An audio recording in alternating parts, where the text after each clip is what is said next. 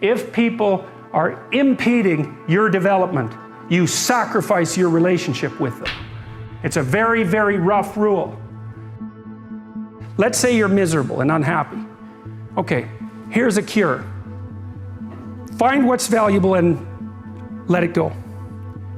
So we could say, well, maybe it's a relationship that you have. Maybe it's a relationship with your parents, right? And the relationship is pathological, but you're locked into it, you value it, and no wonder, because it's a relationship with your parents. And you're suffering terribly because of it.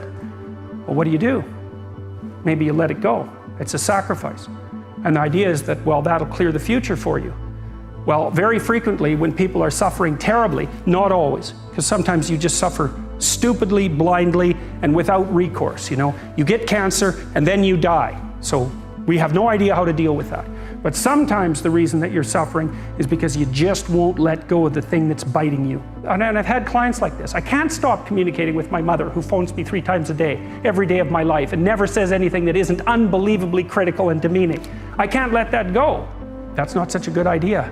The funny thing too, often when people let something like that go, it goes away, sorts itself out, and then comes back. So they don't even end up losing it. But unless they're willing to let it go, to sacrifice it, they make no headway whatsoever. And I'm not saying I'm a great man, but I'm telling you this here though, I ain't what I was. You might not think all that much of me, but you would if you knew what I was though. If you'd have saw me when I had a severe stuttering problem and I couldn't talk outside my house, you would think much of me if you saw me when I flunked out of school. I'm on my 3rd marriage. You would think a whole lot more of me if you knew me when I was living in that car for 3 years. Cause see, what he turned me into was something I never saw that I didn't think I'd ever be this. People come to me from everywhere. I meet with kings and queens. I was in Botswana with the president and the first lady of Botswana. Then I met the crown prince of Abu Dhabi. He came out of his chair at the race to come meet me. You know why he came to meet me? Just simply because of my gift. I make people laugh. It put me in the presence of great men. That's what my gift has done for me. That's what your gift will do for you. That scripture is talking about you. Look, man, identify that God-given gift and get to pursuing it. Maybe you here because you need to hear this here. Maybe you here because you need to dust off your dreams. Maybe you need to explore your imagination.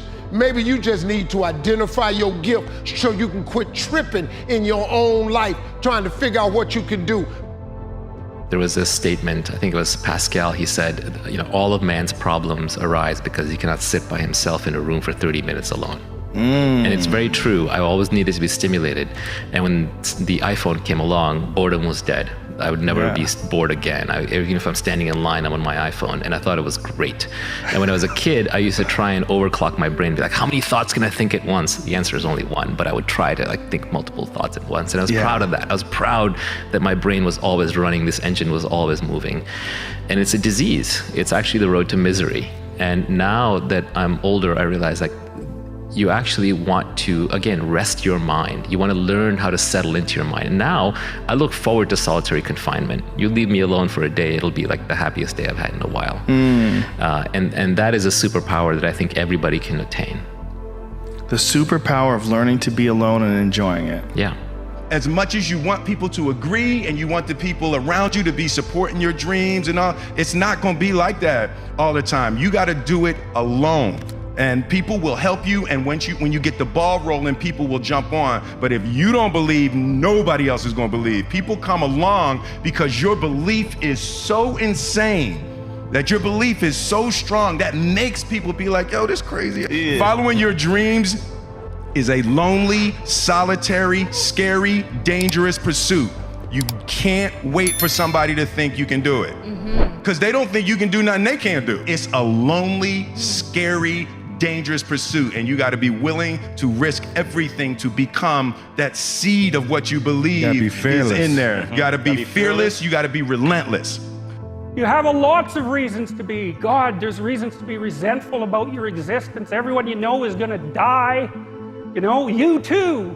And there's going to be a fair bit of pain along the way, and lots of it's going to be unfair. It's like, yeah, no wonder you're resentful.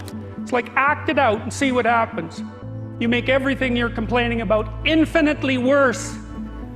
There's this idea that hell is a bottomless pit, and that's because no matter how bad it is, some stupid son of a bitch like you could figure out a way to make it a lot worse. So you think, well, what do you do about that? Well, you accept it. That's what life is like. It's suffering. That's what the religious people have always said. Life is suffering. Yes. Well, who wants to admit that? Well, just think about it. Well, so what do you do in the face of that suffering? Try to reduce it. Start with yourself. What good are you? Get yourself together for Christ's sake so that when your father dies, you're not whining away in a corner and you can help plan the funeral and you can stand up solidly so that people can rely on you. That's better. Don't be a damn victim. Of course you're a victim. Put yourself together. And then maybe if you put yourself together, you know how to do that. You know what's wrong with you if you'll admit it. You know there's a few things you could like polish up a little bit that you might even be able to manage in your insufficient present condition. And so you might shine yourself up a little bit and then your eyes will be a little more open, and then you can shine yourself up a little bit more, and then maybe you could bring your family together instead of having them be the hateful, spiteful, neurotic, infighting batch that you're like doomed to spend Christmas with. So then you fix yourself up a little bit, kind of humbly, because, you know, God, you're a fixer-upper if there ever was one. And then you got to figure out, well, can you figure out how to make peace with your idiot brother? And probably not, because he's just as dumb as you, so how the hell are you going to manage that? And so then maybe you get somewhere that way and your family's sort of functioning, and you find out, well, that kind of relieved a little bit of suffering, although it reduced the opportunities for spiteful revenge, and that's kind of a pain in the neck. And so then you get your family together a little bit and you're a little clued in then, at least a bit, because you've done something difficult that's actually difficult. You're a little wiser, and so then maybe you could put a tentative finger out beyond the family and try to change some little thing without wrecking it. It's like, our society is complex, and we teach our students that they could just fix it. It's like, go fix a military helicopter and see how far you get with that. It's like, what are you gonna do? You're like a chimp with a wrench. Whack! Oh look, it's better! It's like, no, it's not better. Things are complicated, and to fix things is really hard. And you have to be like a golden tool to fix things, and you're not. And that's the other message of the West. It's like, how do you overcome the suffering of life? And I'm not saying it's only the message of the West. How do you overcome the suffering of life? Is be a better person. That's how you do it. Well, that's hard. It takes responsibility. And I think, you know, if you said to someone, you want to have a meaningful life? Everything you do matters. That's the definition of a meaningful life. But everything you do matters. So you're going to have to carry that with you. I get, worried sometimes. I get these feelings.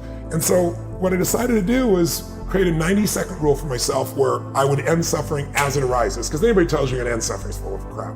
The reason is your brain is a 2 million-year-old brain, and it's not designed to make you happy, it's designed to make you survive.